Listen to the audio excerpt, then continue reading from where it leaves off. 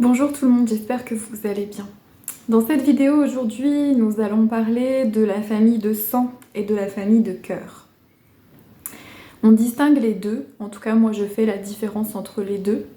La famille de sang, c'est la famille dans laquelle on est né, dans laquelle on a été aussi élevé, dans laquelle on a parfois même joué un rôle qui nous a été attribué, souvent malgré nous. Et la famille de cœur, c'est la famille qu'on choisit. Des fois, j'ai tendance à dire la famille de sang, c'est celle qu'on subit, et la famille de cœur, c'est celle qu'on choisit. Alors au sein de cette famille de sang, de la famille dans laquelle on est né, il peut y avoir des êtres que nous allons choisir comme faisant partie de notre famille de cœur, parce qu'on va les aimer, parce que quelque part, on va les choisir consciemment pour faire partie de notre vie, de notre entourage, et c'est des êtres avec lesquels on va garder un lien, développer un lien au fur et à mesure du temps et des années. Par exemple, au sein de cette famille dans laquelle on est né, il peut y avoir un oncle, une tante, une grand-mère ou un cousin ou une cousine avec laquelle on va se sentir vraiment une affinité, quelque chose de spécial, et c'est quelqu'un qui va rester avec nous, qui va nous accompagner peut-être tout au long de notre vie. Une personne qu'on va vouloir faire partie de notre entourage.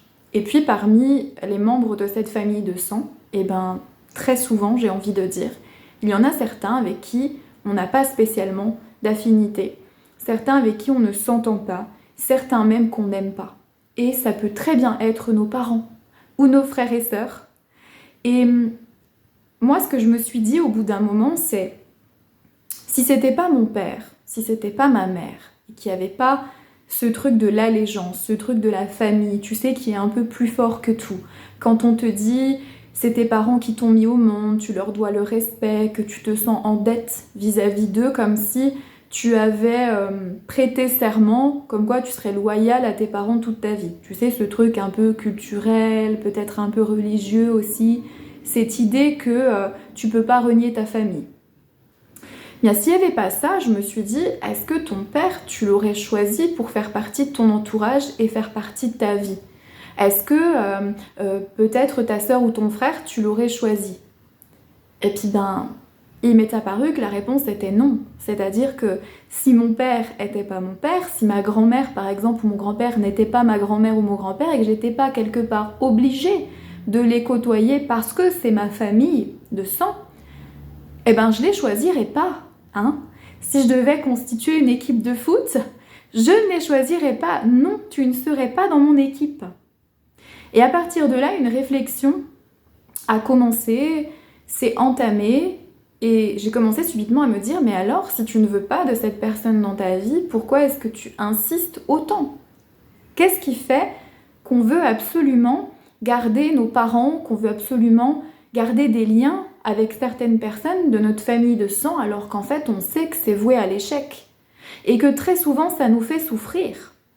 Parce qu'essayer de maintenir un lien à tout prix, essayer d'aimer, essayer d'être dans cette bienveillance, dans cet amour, avec quelqu'un avec lequel ça ne passe pas, ça ne va pas, qui ne nous rend pas ce qu'on lui donne, qui parfois nous fait souffrir, ou qu'on est dans quelque chose de véritablement toxique, qu'est-ce que ça nous apporte, à part de la frustration, à part un sentiment de rejet peut-être, de trahison ou parfois même d'humiliation.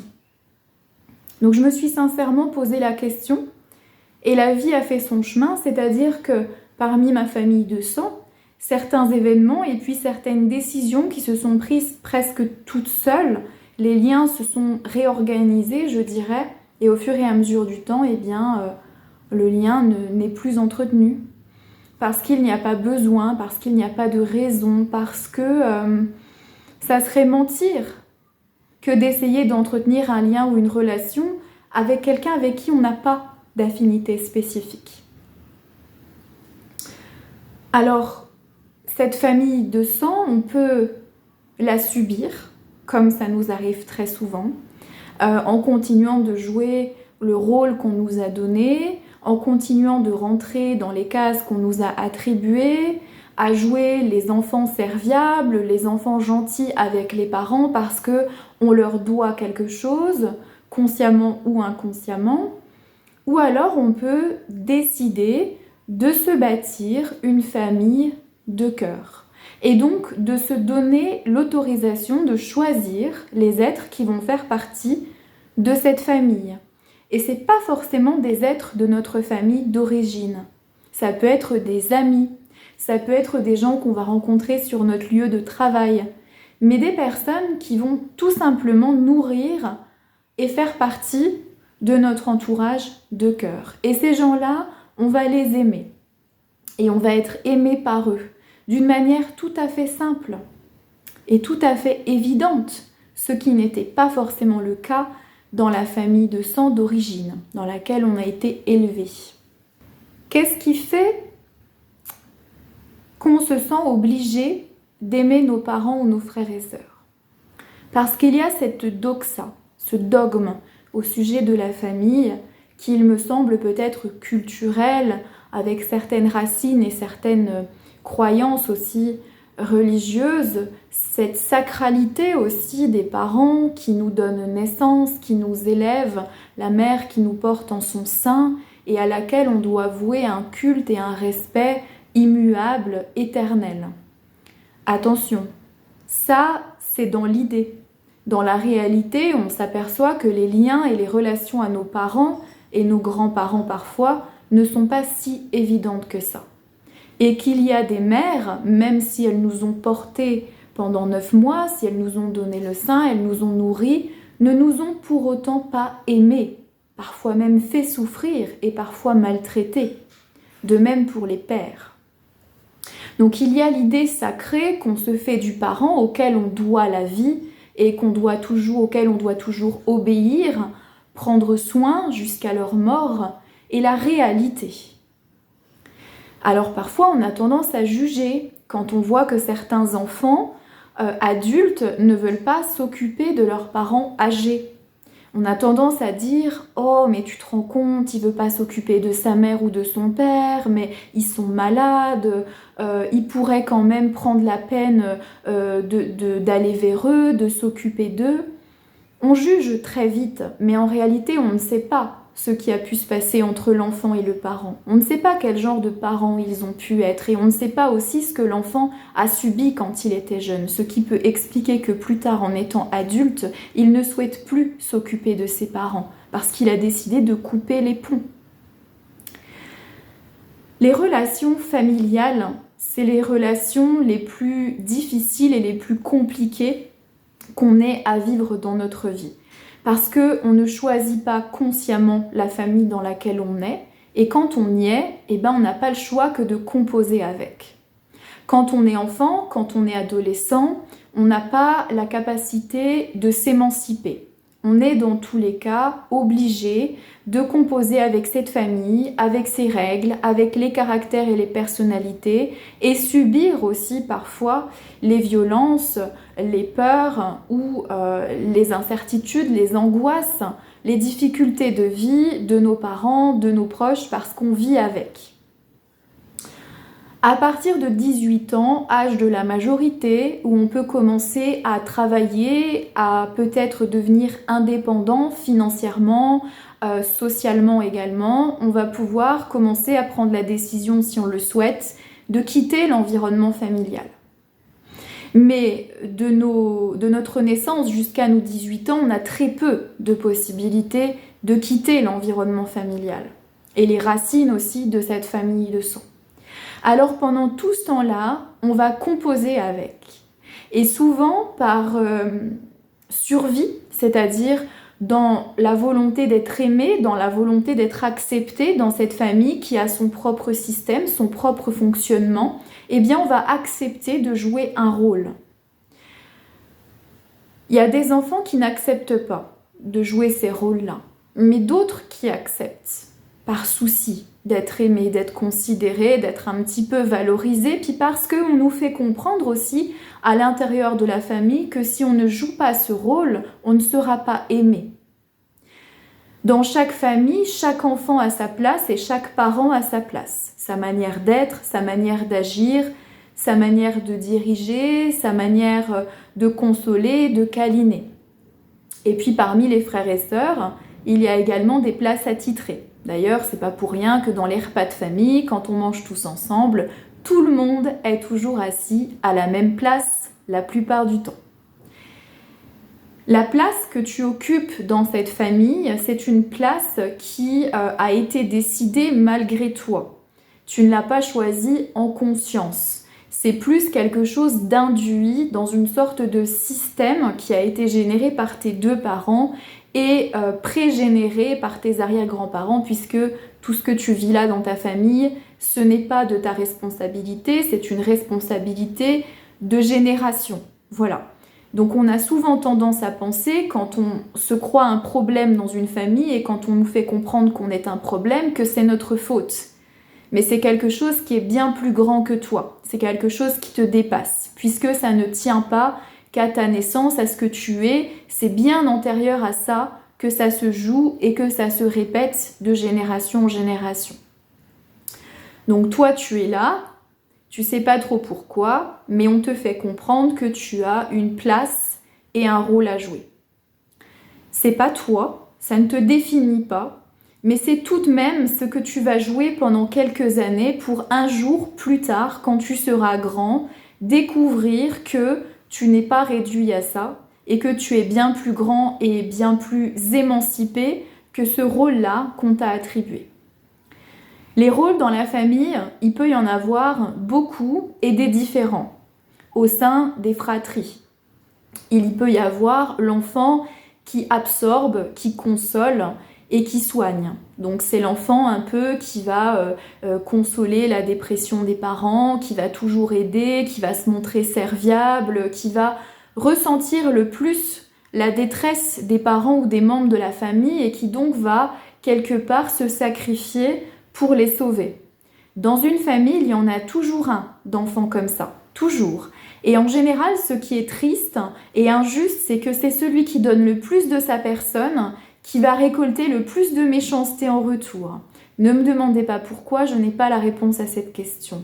Mais plus tu aides, moins tu es remercié, moins tu es récompensé, et plus tu deviens le souffre-douleur aussi de tes parents ou de ta famille.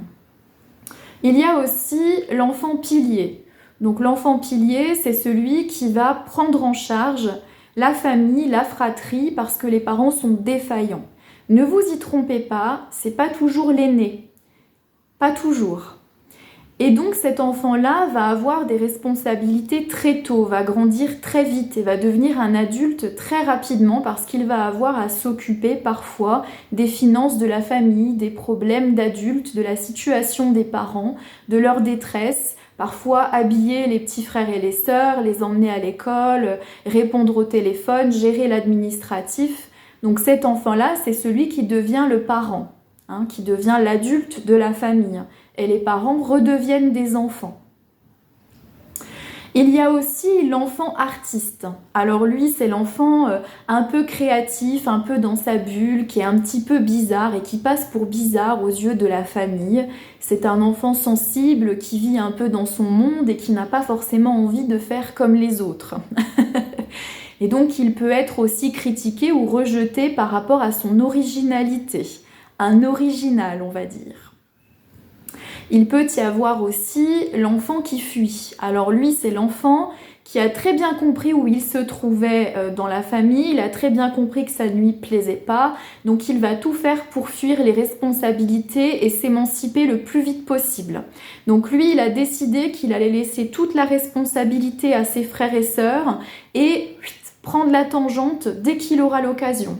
Donc c'est un enfant qui peut être très souvent à l'extérieur de la maison, chez les copains, chez les copines, qui fuit et qui va très vite abandonner la fratrie et les parents parce qu'il va comprendre que c'est de l'ordre de la survie. Donc vous voyez un petit peu ces rôles et ces places qu'on peut occuper dans la famille qui relèvent parfois de la survie, parfois de l'aide aussi, de l'idée de sauver aussi les parents. Il y a celui qui se tait, qui ne dit rien, qui est très facilement influençable et qui va un petit peu au gré du vent. Il y a celui qui se met très en avant, donc ça c'est le frère ou la sœur qu'on adule, donc les parents l'adorent, feraient tout pour lui, c'est le saint graal des enfants, le meilleur, le super. Et puis à côté, tu as celui qui arrive après et de qui on dit qu'il arrivera à rien dans la vie, qu'il s'en sortira pas, on n'a pas confiance en lui ni en ses capacités. Donc c'est intéressant d'observer que d'un frère à une sœur ou un frère à un frère, on n'a pas du tout la même place, pas du tout le même rôle et pas du tout la même image ou la même étiquette que les parents nous mettent et que la famille nous met aussi. Alors imaginez, j'ai envie de dire, les dégâts quand vous vivez dans une famille où vous avez ces étiquettes, ces rôles qui vous collent à la peau et que vous vous définissez encore par rapport à ça dans votre vie actuelle. C'est-à-dire qu'inconsciemment, ça a eu un impact. Donc vous pouvez penser encore aujourd'hui que vous êtes l'enfant nul, que vous êtes l'enfant sauveur, que vous êtes l'enfant qui se sacrifie, l'enfant qui fuit, l'enfant qui prend les responsabilités des autres. Donc ce que vous avez vécu au sein de votre famille de sang peut avoir par la suite des conséquences dans votre vie d'adulte. Le tout, c'est de se dire qu'on n'est plus obligé de subir ça. On n'est plus obligé de jouer ces rôles familiaux qui nous collent à la peau, mais qui quelque part nous empêchent de nous réaliser et de faire ce qu'on a envie. Quand ça colle trop à la peau et qu'on n'arrive pas à se dépatouiller de ça et qu'on voit encore nos parents, notre famille et que chaque fois qu'on y retourne, on a cette désagréable sensation d'être à nouveau remis dans ce rôle alors qu'on n'a plus envie de jouer à ça, eh bien il peut arriver qu'on décide de couper les liens avec la famille pour se donner l'opportunité et la chance de vivre enfin selon nos propres principes, selon nos propres valeurs, en faisant nos propres choix. Et parfois c'est un passage qui est inévitable parce qu'on sait que si on reste accroché à cette famille, eh bien on reste accroché à notre rôle. Alors on va choisir de prendre une décision radicale et de couper. Ça ne veut pas dire que de toute notre vie on parlera plus à notre famille, ça c'est nous qui déciderons par la suite, mais ça veut dire qu'en faisant ça, on se donne l'opportunité, la chance d'être libre et de prendre nos propres décisions. La famille, elle exerce une certaine emprise sur nous. C'est pas toujours conscient. Mais regardez comme des fois, quand on a 30 ans, 40 ans et qu'on est dans une discussion de famille avec nos parents, parfois, on n'arrive pas à être nous-mêmes. On n'arrive pas à dire les choses. C'est nos parents, c'est nos frères et sœurs, mais on va pas se montrer tel qu'on est aujourd'hui.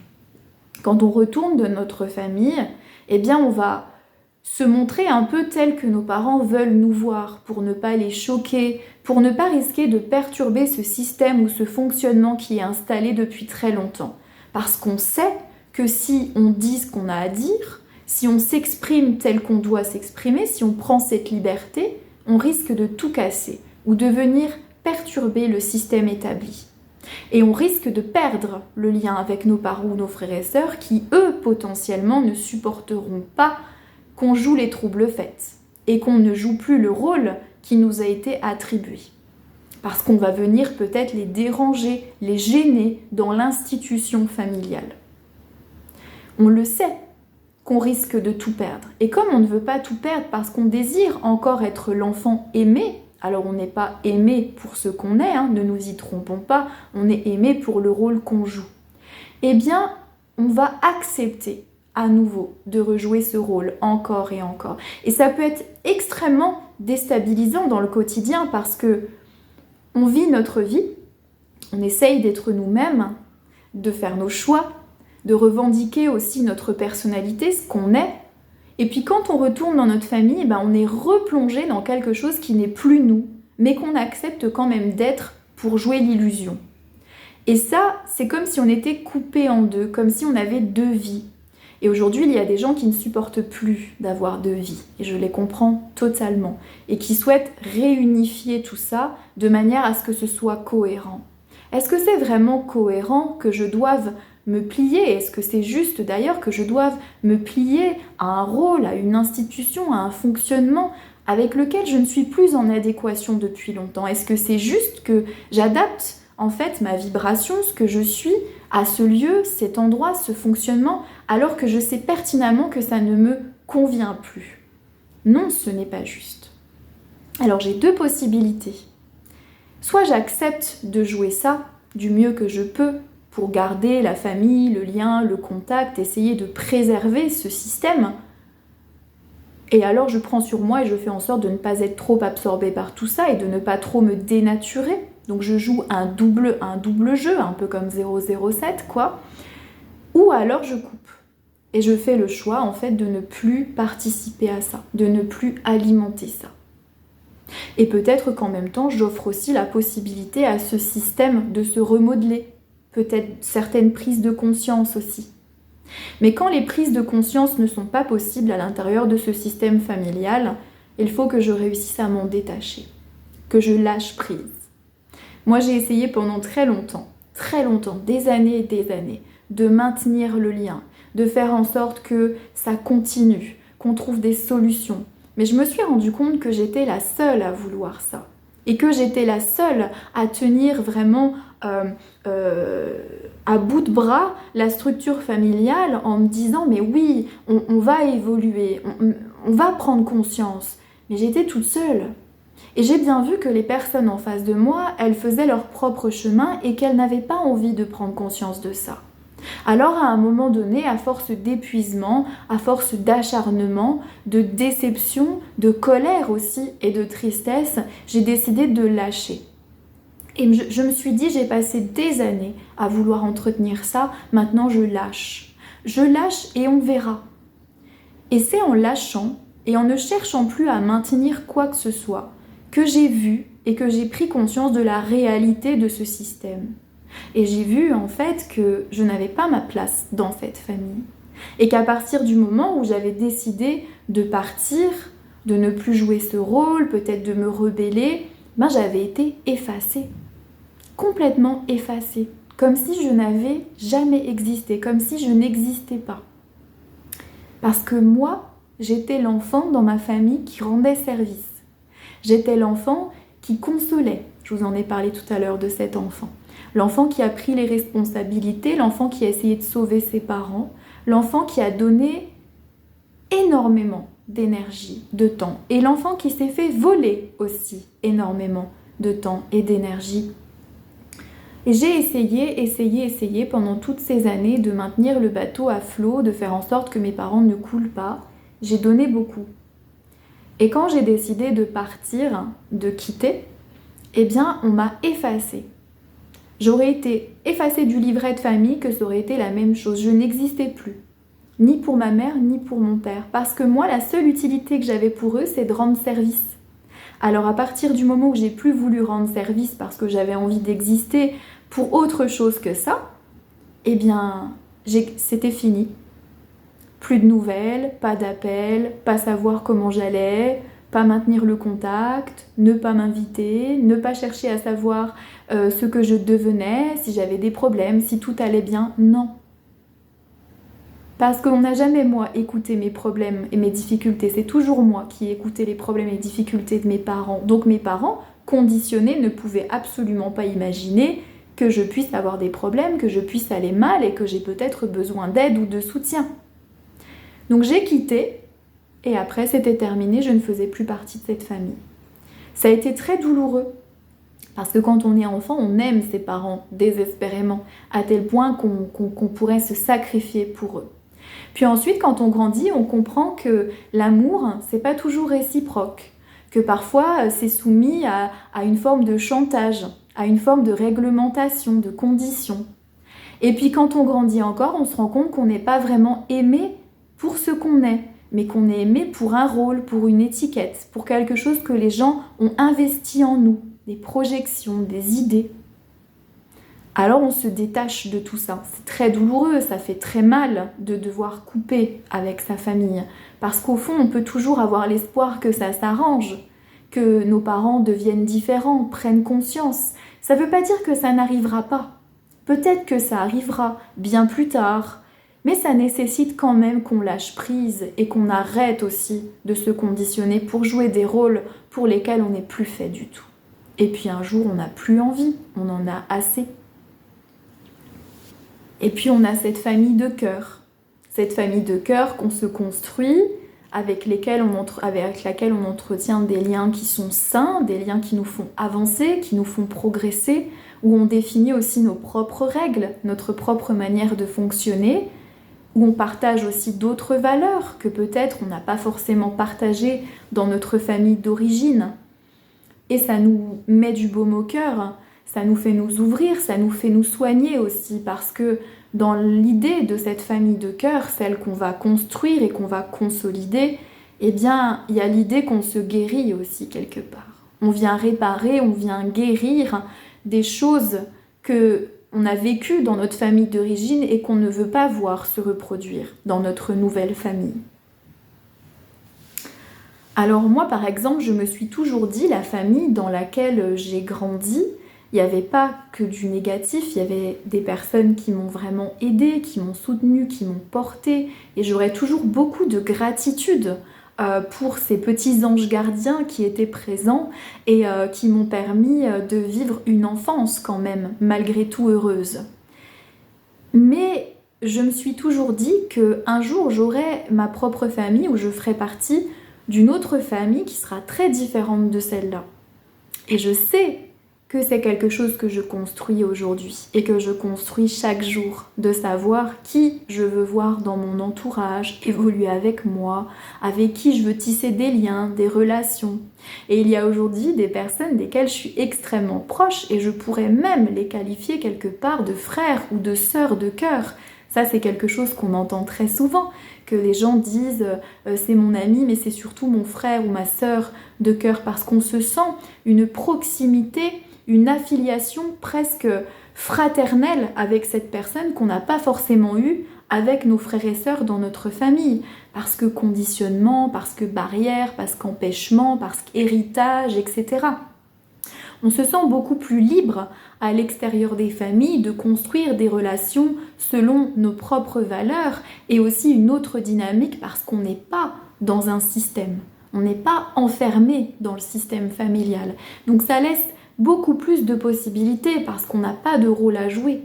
Donc oui, on peut se trouver un ami ou une amie qui va nous faire penser à un frère ou une sœur parce que c'est peut-être ce que nous on considère comme des liens fraternels qu'on n'a pas eu avec nos véritables frères et sœurs. De même qu'on peut rencontrer par exemple un homme un peu plus âgé, une femme un peu plus âgée, et ça va être pour nous une figure maternelle ou une figure paternelle telle qu'on n'a pas eu quand on était enfant. Tout ça pour vous dire aussi que la famille, ça se décide et qu'on n'est pas obligé d'aimer nos parents, les personnes de notre famille. Il n'y a rien de plus terrible que de s'obliger à aimer par allégeance, par loyauté, de se forcer en fait à ressentir de l'amour pour quelqu'un, on n'en ressent pas. L'amour au sein des familles, c'est très conditionnel, très conditionnel. Pas tout le temps, mais la plupart du temps. Alors on peut se dire aussi qu'on a le choix de ne pas continuer à nourrir ça. Et si on continue de jouer à ces rôles et à nourrir tout ça, c'est peut-être parce qu'on n'a pas encore trouvé la force en nous d'ouvrir la porte et de s'autoriser autre chose. Mais ça va peut-être venir. Parfois, il faut beaucoup de temps pour prendre conscience de ça, pour prendre conscience qu'on se force, qu'on n'est pas forcément ajusté par rapport à ce qu'on est. Et on peut aussi mettre des années à réaliser quel genre de rôle on joue dans notre famille, à quel point ça peut être injuste. Mais aussi peut-être pour nos frères et sœurs qui, eux, de leur point de vue aussi, ont joué un rôle. Et donc ressentent aussi des choses et vivent des choses par rapport à ce rôle et cet enfermement-là. Alors on n'est pas obligé d'aimer, on n'est pas obligé de jouer un rôle.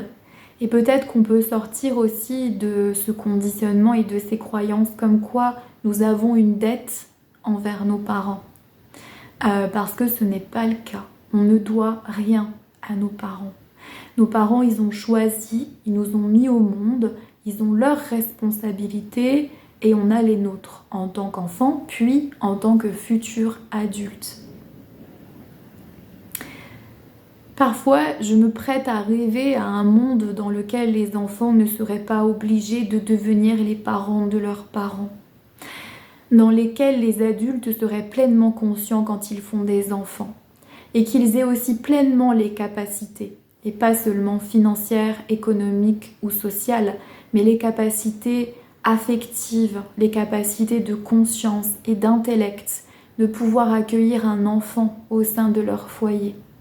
J'aimerais vraiment un monde où les enfants ne grandiraient pas trop vite, où ils n'auraient pas trop vite des responsabilités d'adultes sur le dos, où ils vivraient dans la sécurité matérielle et aussi affective pour qu'ils puissent se développer selon ce qu'ils sont et pas selon ce qu'on veut pour eux ou ce qu'on attend d'eux. Peut-être quelque chose de plus libre et de plus juste aussi, parce qu'il y a beaucoup d'enfants sur cette terre qui sont des adultes aujourd'hui, qui n'ont pas eu la possibilité de vivre leur enfance. Et quand on n'a pas la possibilité d'être un enfant, de vivre cette innocence et de vivre l'amour des parents, la bienveillance, la sécurité, c'est quelque chose qui nous poursuit toute notre vie et qui laisse des grosses séquelles. J'aimerais vraiment qu'on prenne conscience que quand on est parent, on a une responsabilité et que c'est important d'honorer aussi ces responsabilités-là en tant que parent. J'espère que c'est quelque chose qui va progresser dans le bon sens et qu'on arrêtera un jour de considérer que les enfants sont une propriété, doivent nous servir à quelque chose, être utiles, et qu'on les respecte un peu plus dans ce qu'ils ressentent et dans ce qu'ils vivent. Eh bien, merci de m'avoir écouté et à très bientôt. Prenez bien soin de vous.